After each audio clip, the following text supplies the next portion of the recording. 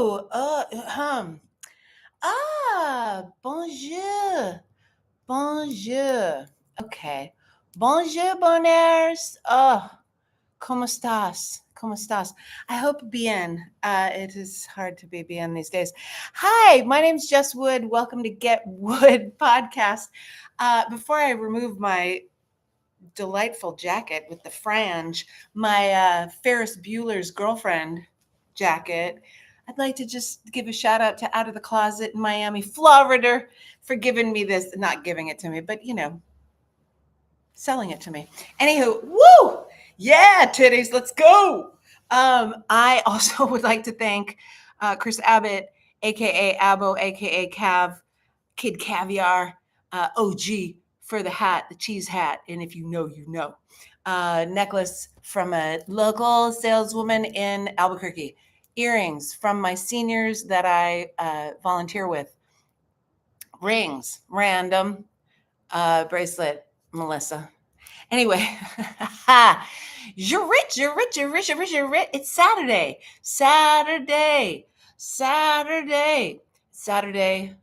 in the park. Saturday night is the loneliest night of the week. So let's get to it, shall we? My loves, my sweet beans of love. Last week, I told you I had some meetings with some spirits behind the bar. And let me tell you something, Fire Marshal Bill. What an experience. What a fucking wild ass experience. And Jesus Christ. Wow. I didn't think that's what was happening, but I was behind the bar and I was bartending as usual. And I kept seeing people from in my peripheral. And there's no one back there. Everyone's really scared actually to come back there with me because I snapped out at somebody, but I didn't even snap out. I just kind of said, hey, don't be behind the bar to the busboy because they're not supposed to be behind the bar. But because I'm a lady and there are no other ladies or girls behind the bar, I was quickly condemned and told that I was being really mean and, hurting feelings. And I just thought, fucking A. And I said to them, the guys that work behind the bar are completely stone-faced all the time, just insane. And I'm there just holding up my fort, and I get harassed for it. I also got in trouble recently for mumbling to myself. Hey, I think the best of us do it. Isn't that right? Boners, do you or do you not mumble to yourself, especially when you're behind a bar and you're alone? Who the hell else is going to mumble with me except for me? I'm a mumbler. You're a mumbler. Let's fucking mumble. Mumble on, baby. Mumblecore. That's mumble rap. I mean, there's so many things that are mumble good, not mumble bad. Oh God. So there's these spirits behind the fucking bar with me. And I don't mean liquor. There's a bar where my dad, rest in power, used to live, up in Jerome, Arizona, and it's up on a mountain in Jerome, northern Arizona, and it's all. Oh, here comes my ride, and it's all just hippies and weirdos and artists, and they don't have a grocery store, they don't have a gas station, they don't have a theater, they have 5 bars. And one of the bars is called the Spirit Room because Jerome is a known ghost town. So get sheet-faced at the Spirit Room. Come on, it's Halloween, spooky season, babies. Let's go. But these spirits were really behind the bar with me the other night at this job. So immediately I called my girl, my medium. I got a medium on speed dial, bitch. And I called this girl and I said, girl, could this be? Because I'm leveling up, level up. I'm leveling the fuck up in my life. Could it be that these spirits are here to hold me back, to hold me down? What's going on? All the shit's going down. And she said, yes, the entities are there to hold you down. They are tricksters. They are devils. They are entities that are there to fuck with you. And I was like, well, they're not doing a great job because it just makes me want to leave even more. It doesn't make me want to stay at all. It makes me want to flee the area. So yeah, spirits, be gone. and she said, "You need to do Olympia." Olympia. And I probably do Olympia. Lim Limpia. You know, the egg cleansing. I also need a colon cleanse, if you know what I'm talking about. Pew, pew, pew, pow, pow, pow, pow. Because Miami, there was a lot of meat in Miami, not just the guy that I hung out with. Come on, people. It's comedy. Let's go. Get wood. Huh. Anyway, hey, let's talk about something that just happened the other day in the news because once in a while I'll go in and talk to you about some news stories because I feel like it's just too important to pass up. And you know who I'm talking about got pew and he was an advocate of free speech, and yet and I'm not a fan of his. I'm definitely not a fan of his, but he was just advocating for free speech and that anyone could say anything because the haters and the white supremacists love to talk. They love to tell their shit and to talk their shit. And they think everybody's too woke because we have compassion. It's fucking crazy. But he was killed, and they want to talk about how he was assassinated.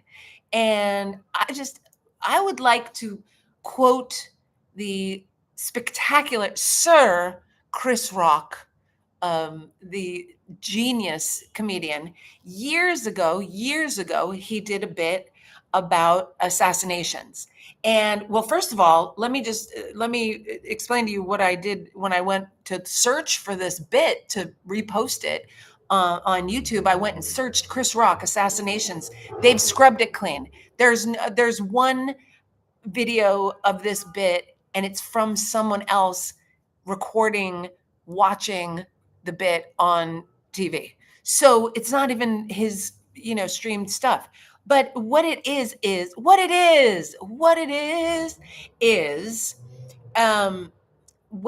Biggie and Tupac were killed, everyone was saying they were assassinated. And he said, Martin Luther King was assassinated. Malcolm X was assassinated. John F. Kennedy was assassinated. Biggie and Tupac, they're just a couple fools that got shot. Now I'm replacing fools. I'm replacing a different word because I don't, me, I don't like that word. But, those fools got shot. And now they're trying to make this dude some sort of martyr or some shit, this old CK McGillicuddy. And he is some bullshit. And they're like, he was assassinated. No, he was shot. Like he was shot. What was he expounding on that was so deep? You know what I mean? Like, it was not. He was a hateful gentleman, and it was an inside job. And if you've seen the memes that I've been posting up, the Suge Tupac picture, but with Trump and Kirk replacing those two. So I.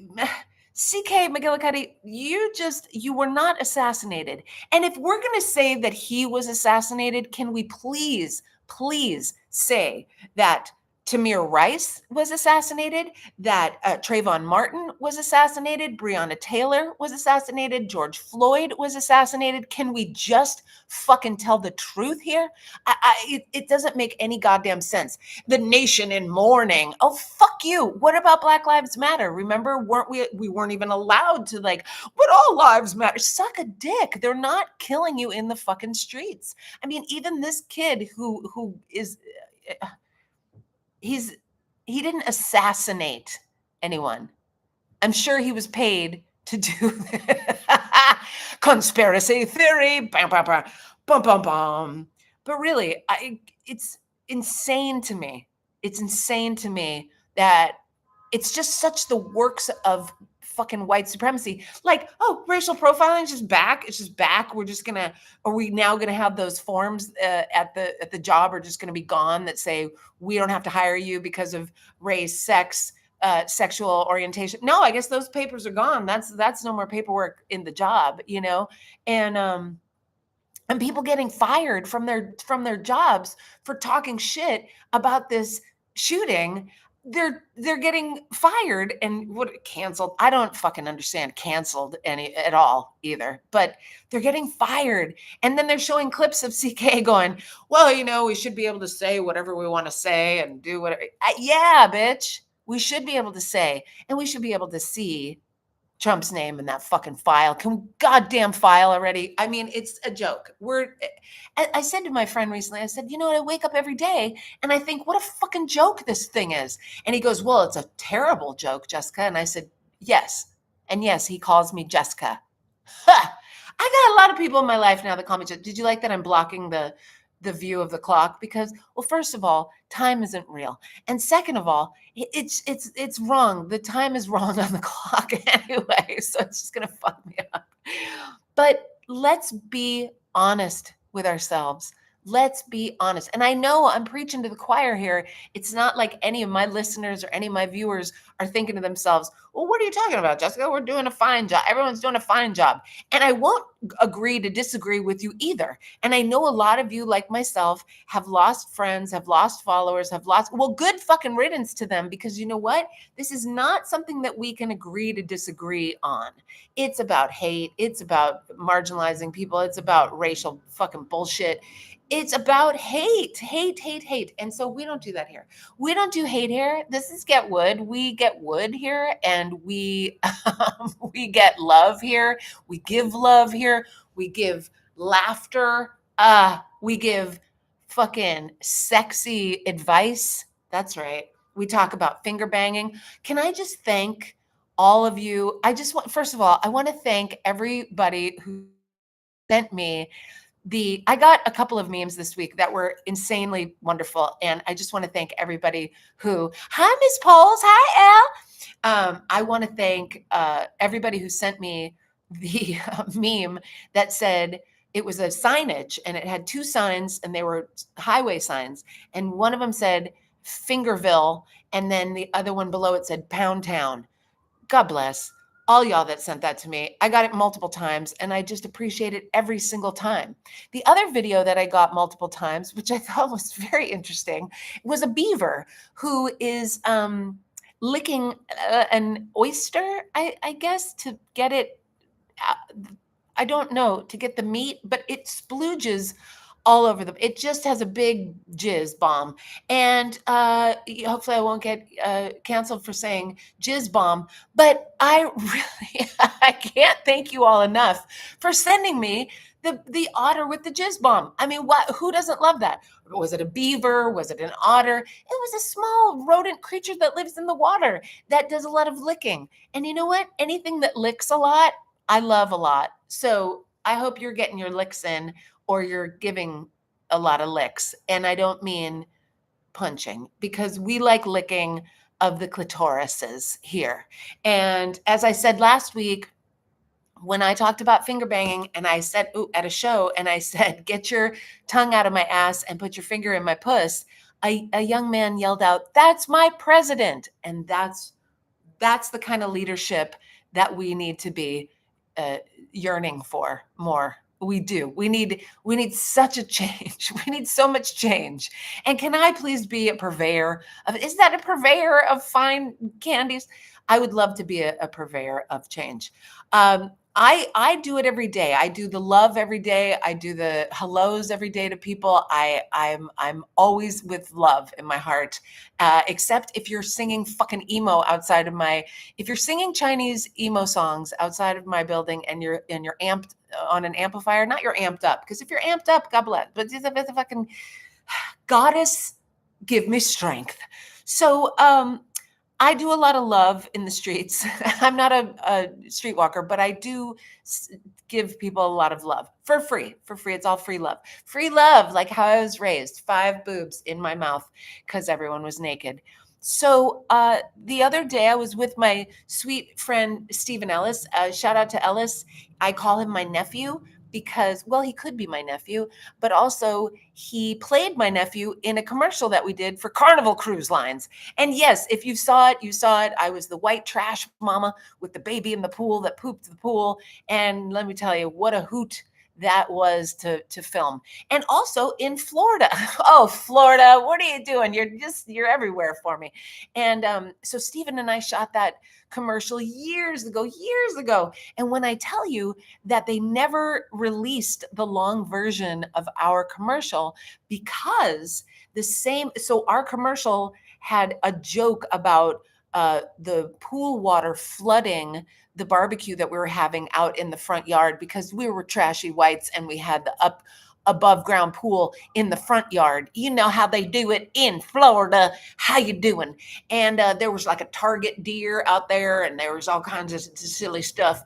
And our commercial was about how my husband, my hubby, had climbed a tree, and he said, "Hey, everybody!" And everybody was eating their barbecue, and he said, "Hey, everybody, watch this!" And he jumped into the pool, and the pool water exploded, and the pool broke, and everybody was flooded and in mud and rolling around, and it was hysterical. A hoot was had in Florida. But at the same time, within like 2 weeks, the Real Carnival Cruise Lines, the commercial we had done for them, the Real Carnival Cruise Line had gone aground. Captain, we've got a problem. It gone aground and gone aground. I don't know. It crashed. It flooded. It fucking flooded the boat with water, and people were in danger. And the captain fled the area on a tugboat, rowboat. You know what I mean. And so they couldn't release the footage of the commercial because it was too close. It was too close for comfort, and they couldn't do it. And so they never did it. But you know what? Me and Stephen Ellis, my nephew, we've always been pals. We've stayed close. I love his wife. You know, he's been married. He got married. He got married. Congratulations, Stephen. And we were hanging around on in Brooklyn the other day because he was out here shooting a little movie. I know, very fancy actor person. And so we met up Brooklyn Bridge Park. We walked the park. It's beautiful. If you have a chance to go down to Brooklyn Bridge Park, please go down, take a walk, take a bike ride, take your skates, take your fucking shoes off and walk in the grass. It's gorgeous. It's what they've done with it. You can't even believe. And what's kind of hysterical about the whole thing is they spent millions of dollars on this park, and yet the BQE, that's the Brooklyn Queens Expressway, that runs right over the park, is about to fall down. There's danger in the streets, I tell you, and not the Warriors gang, but the BQE about to fall. So, you know, what are you going to do? So Stephen and I are walking through the park, and we get over to Dumbo, and we're walking around Dumbo, and there is a black gentleman who I coined the Flavor Flav of sparkles. Now, let me just explain. He was gorgeous. He was very sassy and fancy. He had a very sparkly bracelet on one hand, a golden cuff on the other, a la Wonder Woman. And he also had a helmet, a Trojan helmet. And I know that maybe you're thinking, maybe you're thinking to yourself, Trojan helmet, Jessica, he had some bowls on his face, bowls and dick on his face, because in the olden days when we used to do the Ratchet Hatchet, RIP to the Ratchet Hatchet, Joshy and I used to take all the sex acts that you could possibly send, and I would do them with my boyfriend at the time, and try them out. And there was one called the Trojan helmet.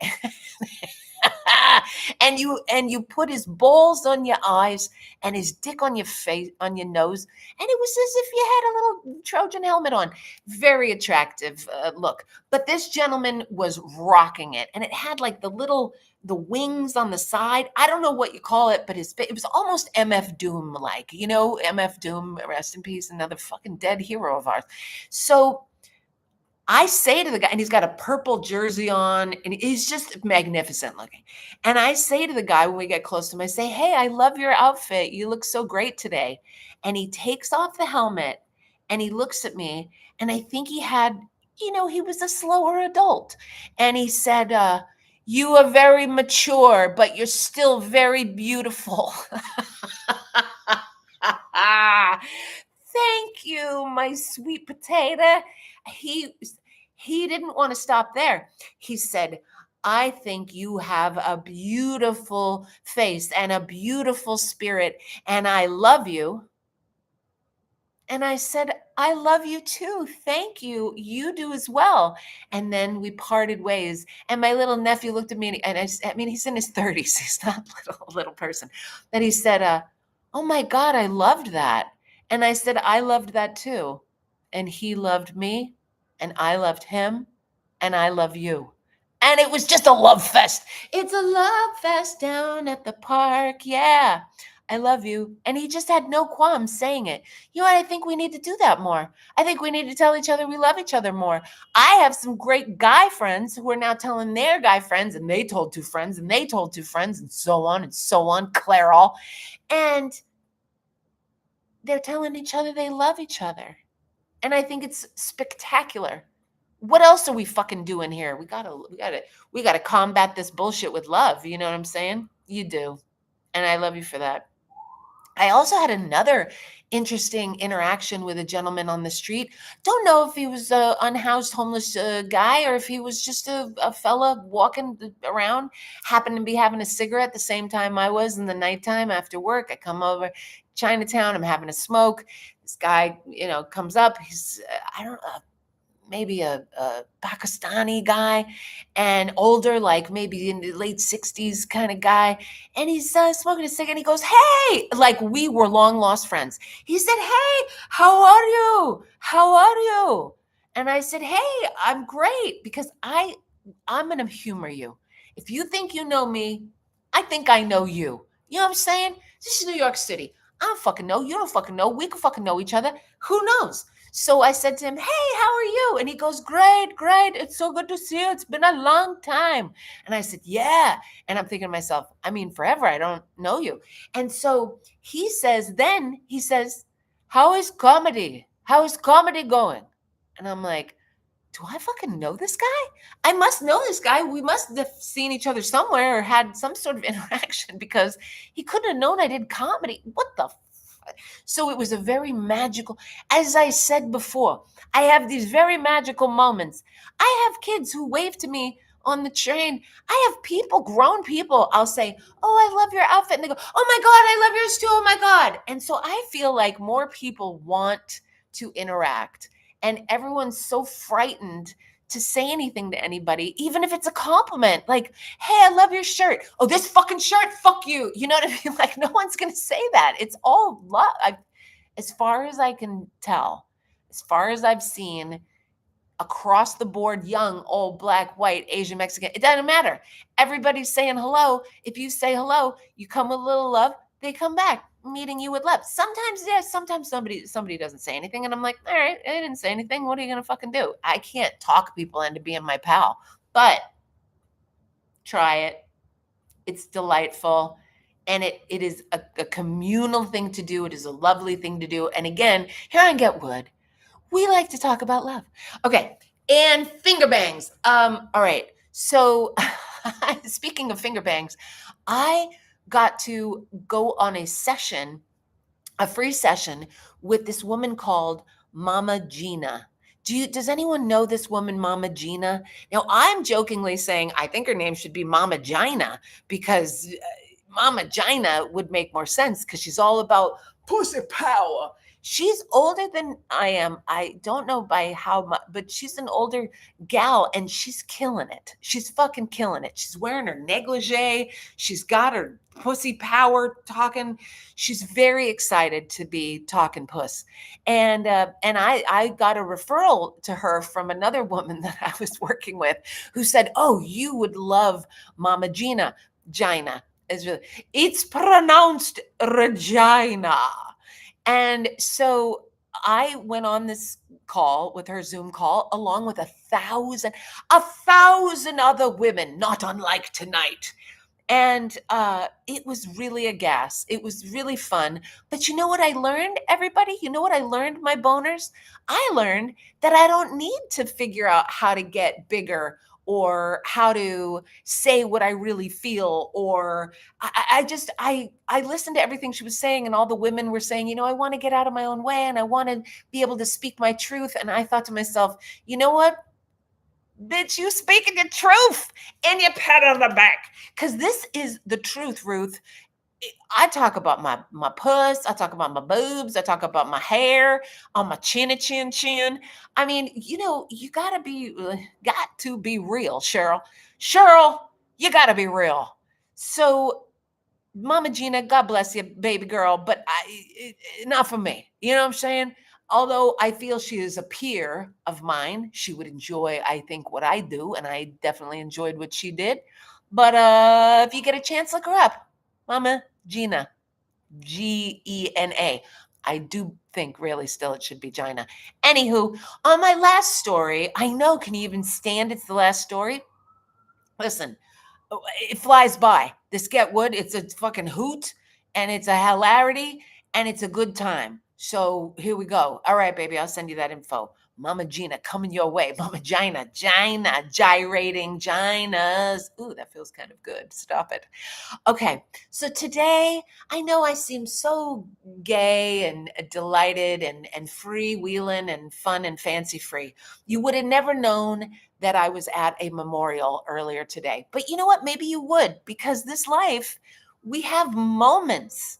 There are moments that are so heavy and hard and harsh and awkward and fucked up. And then maybe if you're really being present, a couple moments after that, it's really beautiful and touching and gorgeous and moving, and you get through it. I'm not saying don't feel the feelings. You know me, I want you to cry through it. I want you to beat up a pillow. I want you to scream into the air. You howl at the moon, boo-boo. The bee-boo, howl it out, bee-boo. So I was at this memorial earlier, and it was for a really good friend of mine called he was called Rob Shapiro. Yeah, he was called Rob Shapiro, and he has a twin brother called Rick Shapiro. And I've talked about Rick on this show before, and I'll talk about him again because he was there.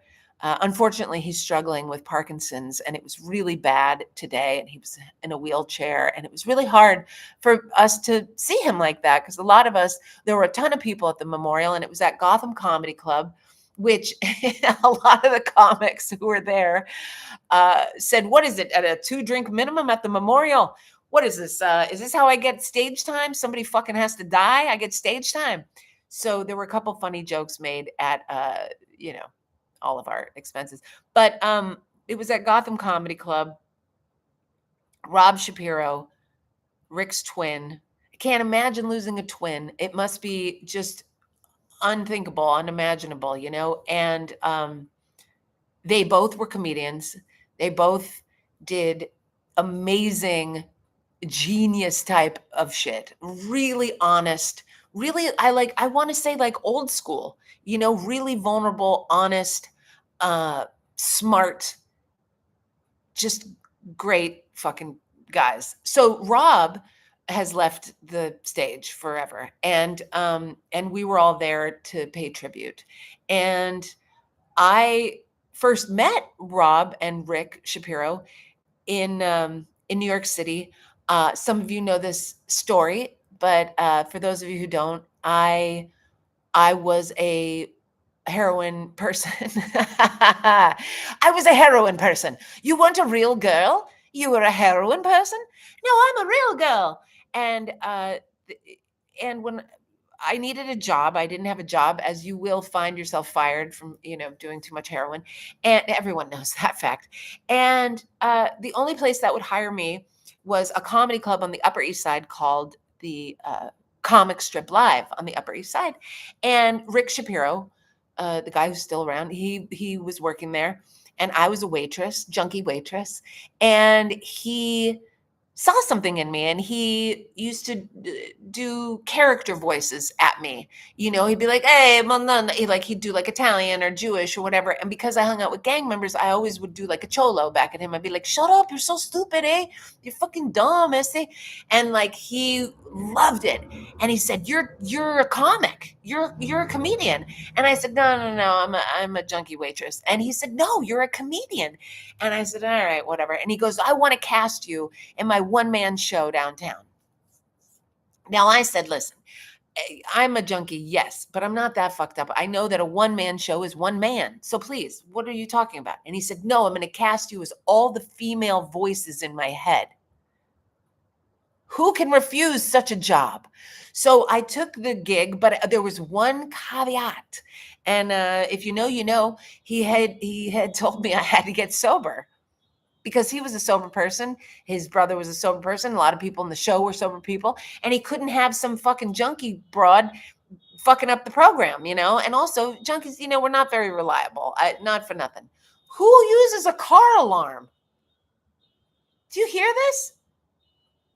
What kind of New Jersey, Long Island, fucking Bay Ridge bitch has got a car alarm on their goddamn car in the middle of Chinatown, New York City? Are you crazy? Those shits don't work. And it's just going to go on for the rest of the show. Anyway, hopefully you don't hear it. You know, sometimes y'all don't hear what I hear and I go nuts on it and you guys laugh. Ah ha ha, we didn't hear the dogs. I'm like, fuck. Anyway, the memorial happened. I was able to tell the story of getting clean because I was able to do Rick's show downtown and how it changed my life. It saved my life. Comedy saved my life. No joke. It saved my fucking life. I was nodding out in piles of jeans at a retail job and they fired me. I got a job waitressing at the comic strip. They were lucky if I didn't spill a cocktail on every single table I had. This is just silly. So a bunch of comedians went up, but it was a great room filled with a chock full of people. It was alcoholics, from the AAs. It was comedians. And as my wonderful friend Joey Gay said, it's there were a couple groups of people there. There were the people who had just figured out how to get in touch with their real feelings. And there were those who were trying desperately to stay very far away from their feelings. And I thought, well, not us, because we're digging in. And I got to see the guy who owns Gotham, Chris, and he used to be a comic, and it was great to see him. I got to see a whole bunch of people, and not only did I get to speak and tell my story and talk about Rob and Rick and talk about the comedy and talk about the show that we did, but I also was mentioned in other people's talk, talk about Rob. And it was so beautiful to be thought of in that scene. It was such a sacred scene. It was really unbelievable. Lower East Side, 1995. I mean, that's 30 years ago, you guys. I was 12. Shut up. But it was unbelievable. And the guy who used to run Surf Reality was there. Big shout out to Rob Pritchard. And he looked at me and he said, "You're glowing. You've been glowing since I met you. You're just a glow." And I said, "Well, P.S. I did get laid recently. So, and a good finger bang on a lifeguard station doesn't hurt. You know what I'm saying, folks? You know what I'm saying, my babies." Well, hey, that's the show. That's the Get Wood for the week. I love when you send me your stuff. I love even more when you share this show. Share it with like 5 people. Who used to say that? Boogie. Boogie, may he rest in peace. And Foo, we have too many wonderful people that are in the graves. And but I know they're always here with us. And I know they're here with us, baby girl. And Ms. Poles, I want to wish you wonderful, wonderful dancing. And if no one is following anyone else, please follow each other and be a community and have the Get Wood community. Fill your life with laughter and joy and maybe just a couple escapes from all the shit that's going on around us. I welcome you into our community. It's a good one. And we can be ourselves, and authenticity rules. And I love you so, so much. I appreciate you like you can't believe. I hope that you are treating yourself kindly. That's really what I like to end with here, is just please give yourself a little room, room to breathe, room to cry, room to be angry. Just give yourself room. There's so much shit right now that's crowding us and crowding our brains and crowding our souls and our hearts. Just open it back. Just fight against it, open it back up. Get out there. Sing. Shauna, sing a song. I loved that I sang the song last week, Lovely Day, and it happened to be one of your listening, one of the listeners' wedding songs. That's right. It was not "At Last." It was "Lovely Day, Lovely Day, Lovely Day." And listen, with all this shit going on out there, please try to have yourselves a lovely day and keep each other safe and do what you can to help your brothers and your sisters, please. And speak up when you hear bullshit and be kind. The most importantly, be kind to yourself. Be gentle with yourself. Don't do anything you don't want to do. Remember how I always say that? Don't you suck a dick you don't want to suck, it lick a pussy you don't want to lick. Like that otter in the water. Do it for love. Okay, I gotta go. I love you so much. God, it's so hard. No, you hang up first. No, you hang up first. I'll see you next Saturday. I know it's because there's drilling, there's singing, there's so much activity. We keeping it to Saturday night because it is the loneliest night of the week. I may have a show at some point, but right now we're doing it. I love you so much. Share the show, will ya? Thanks. Love you. Yes. Yes.